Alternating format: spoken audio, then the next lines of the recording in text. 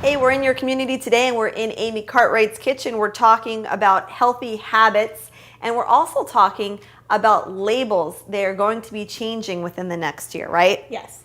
So some of the changes that are going to be occurring are good and some I'm still a little bit skeptical about.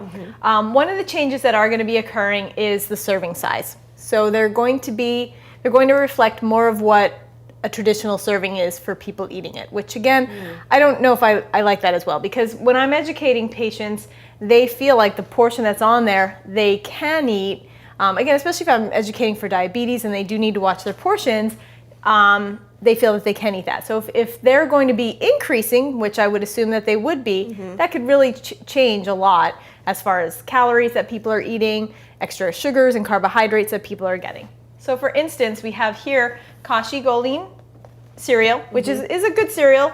The serving size is 1 cup, and this is about what a cup looks like.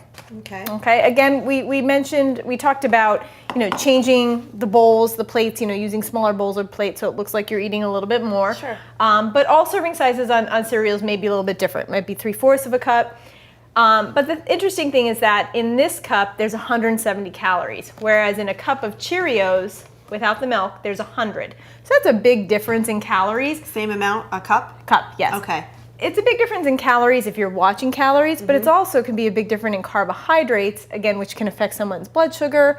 So you really want to be aware of that. Measuring foods is very important. So when these changes do come around, you do want to make sure that you're being aware of what the serving size is on the label. It doesn't mean that's how much you should have. It just means this is all the nutrition that's in that serving. Okay. Now, from just the serving size, what else are they changing on the label that people should be aware of? Because you look at that label and the marketing, let me tell you, it says fat-free, people are grabbing it. You see low-fat, people are grabbing it. There are tricky words that I think they get away with that you see it more often than I would that aren't healthy, but they look and appear healthier. Sure, choices. something may say no cholesterol. Well, that food may have never had cholesterol. Cholesterol only comes from animal products. So anything with an animal product in it will have cholesterol in it. So potato chips, for instance, never had cholesterol. They don't come from an animal. However, the saturated fats, trans fats that may be in certain foods, such as potato chips will have saturated fats because of the way they're made, can increase your cholesterol level. So that can be confusing to people. Another change that's occurring with the nutrition labels is that they're breaking down the sugars. Right now it just says sugar.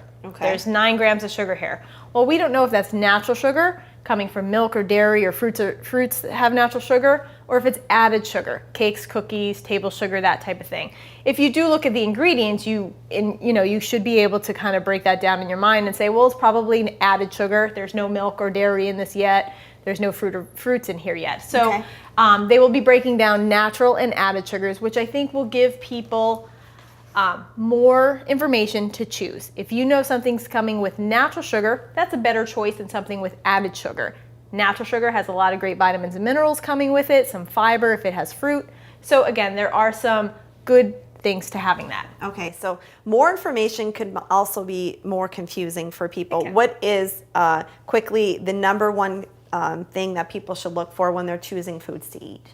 Again, depending on your health, you want to choose lower fat, lower sodium, high fiber, healthy types of foods. And if you are confused, call a health professional, especially a dietitian, that can educate you on that. All right.